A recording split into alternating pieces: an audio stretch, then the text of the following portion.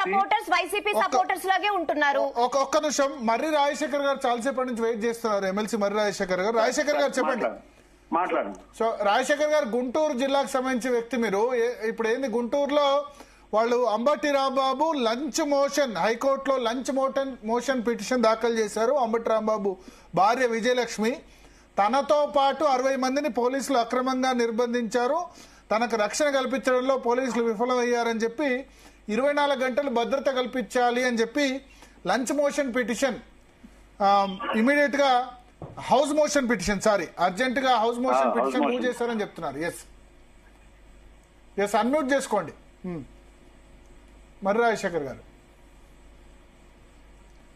రాజశేఖర్ గారు మాట్లాడుతుండండి, మీరు మాట్లాడుతూ చేయండి. ఓకే యా వినబడుతుంది, చెప్పండి. ఎస్ ఇప్పుడు ఈ రోజు ఇప్పుడు పోయి లంచ్ మోషన్ మూవ్ చేసి నాకు రక్షణ కావాలి అని అడగడంలో తప్పులేదు.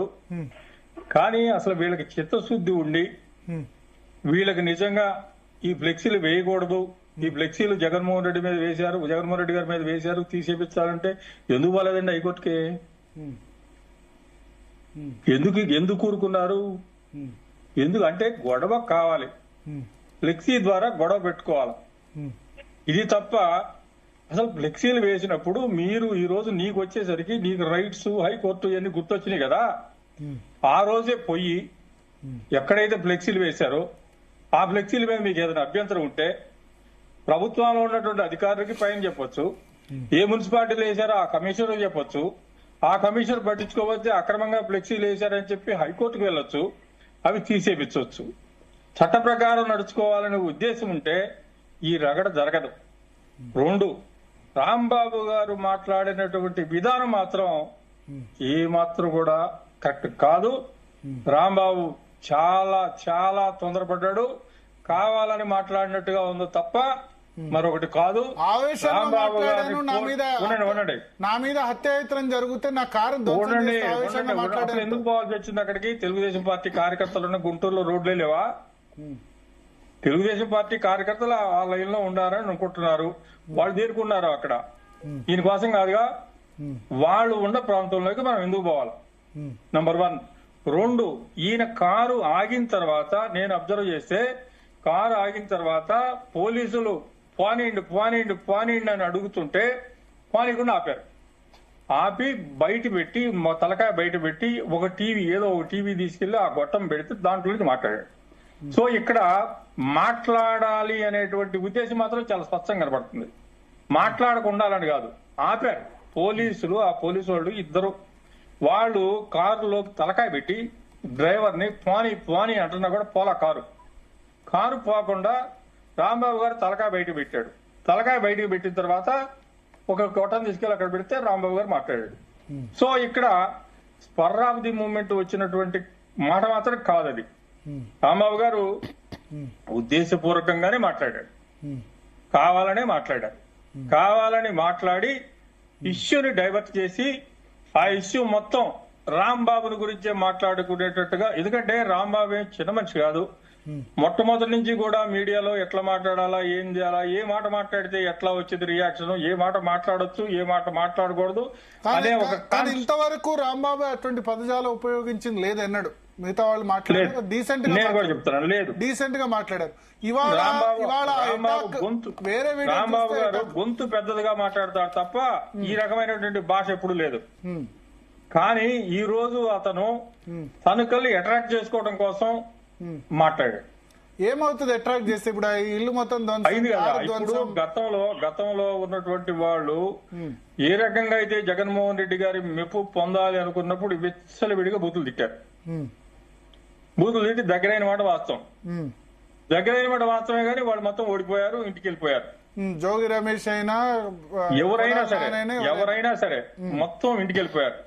కానీ జగన్మోహన్ రెడ్డి గారి ప్రభుత్వం పోయిన దగ్గర నుంచి కూడా నీకు ఇంతవరకు చూసుకోండి, ఎక్కడా కూడా ఇండీసెంట్ మాటలు కానీ ఎక్కడా లేవు. ఆ వాతావరణమే మారిపోయింది. గవర్నమెంట్ లో ఉన్నప్పుడు పట్టాభి మాట్లాడారు కదా. నేను చెప్పేదండి మీరు పట్టాభి మాట్లాడింది ఆ గవర్నమెంట్ లో ఉన్నప్పుడు. అవును, జగన్మోహన్ రెడ్డి గారు అప్పుడు గవర్నమెంట్ లో ఉన్నాడు, పట్టాభి మాట్లాడాడు. అప్పుడు చంద్రబాబు నాయుడు ఖండించితే పట్టాభి మీద కేసు పెట్టారు, అతన్ని అరెస్ట్ చేయారు. అది ఒక ఇష్యూ. కానీ గవర్నమెంట్ వచ్చిన తర్వాత గవర్నమెంట్ ను ఉందాగా నడుదాం, మనం ఈ బూతులు ఈ సంస్కృతిని మారుద్దాం అని చెప్పి నాయకత్వం చంద్రబాబు నాయుడు గారి స్థాయిలో, పవన్ కళ్యాణ్ గారి స్థాయిలో ఒక మార్పు తీసుకొద్దాం అనే ఉద్దేశంతో ఎక్కడ కూడా ఎమ్మెల్యేలు దూషణ భూషణ అనేటువంటి ఎక్కడ లేవు ఇంతవరకు. ఇవాళ మొట్టమొదటిసారిగా రాంబాబు గారు మరలా పూర్వం తీసుకొచ్చారు. ఈ రోజు ఏంటంటే చంద్రబాబు నాయుడు గారు అయినటువంటి ఒక వ్యక్తి యొక్క స్ట్రేచరు భారతదేశంలోనూ ఇతర దేశాల్లో ఉన్నటువంటి మన రాష్ట్రానికి సంబంధించిన వాళ్ళు కానీ, ఇతర దేశాల్లో ఉన్నటువంటి పెద్దవాళ్ళలో కానీ వీళ్ళందరిలో కూడా ఆయన స్ట్రేచర్ పెరిగింది. ఆయన గురించి ఒక గొప్ప క్యారెక్టర్ ఎస్టాబ్లిష్ అయిపోయింది మొత్తం.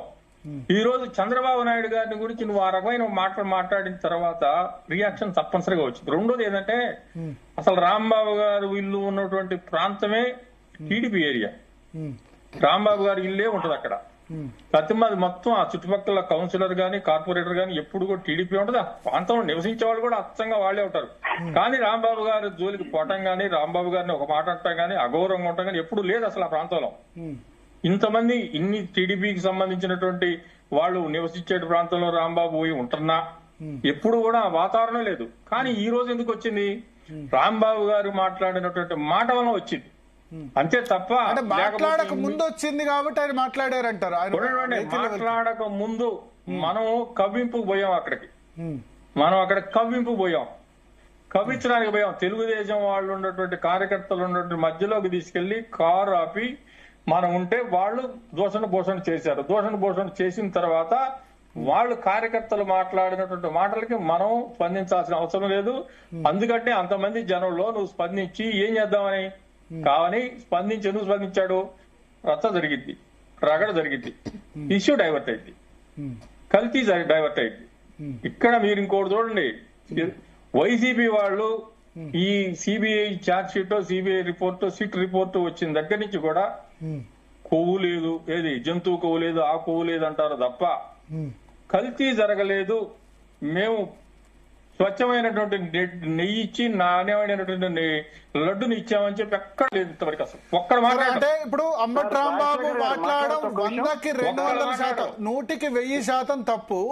కానీ వాళ్ళు అటాక్ చేయకుండా ఉంటే లేనటువంటి నేను చెప్పాను కదా, రాంబాబు గారి ఇల్లు ఉన్నటువంటి ప్రాంతం అట్లా రాత్రి నేను అనేది ఇప్పుడు రాత్రి సాయంత్రం అటాక్ చేయకుండా ఉంటే టీడీపీ డీసెన్సీ నిలిచేది కదా అంటున్నా. సార్ ఒక్క నిమిషం, పై స్థాయిలో ఉన్నటువంటి నాయకత్వం ఎక్కడా కూడా ఇండీసెంట్ గా మాట్లాడటం గానీ, ఇప్పటికీ కూడా ఎంకరేజ్ చేయటం గానీ ఎక్కడైనా ఉందా? అక్కడ కౌన్సిలర్స్ వాళ్ళందరూ కనబడుతున్నారు. అరే కార్పొరేట్ నేను చెప్పాను కదండి, కార్పొరేటర్ స్థాయి, కార్పొరేటర్ కింద ఉన్నటువంటి స్థాయి కార్యకర్తలు ఉంటారు. అసలు ఎక్కడి నుంచో వచ్చే రాళ్ళు తీస్తున్నారు, అవన్నీ తీస్తున్నారు. ఏముండదండి. వైసీపీ మర్రి రాజశేఖర్ గారికి వంగవీటి నరేంద్ర గారు.